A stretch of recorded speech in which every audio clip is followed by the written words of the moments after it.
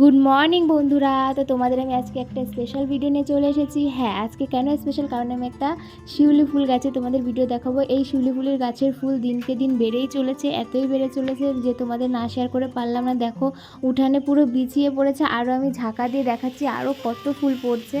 আমি প্রত্যেক দিন সকালবেলায় উঠে আগে এই ফুলটা তুলি, কারণ আমার খুবই ভালো লাগে ফুল তুলতে। আমার ভীষণ পছন্দের একটা হবে এই ফুল তোলা।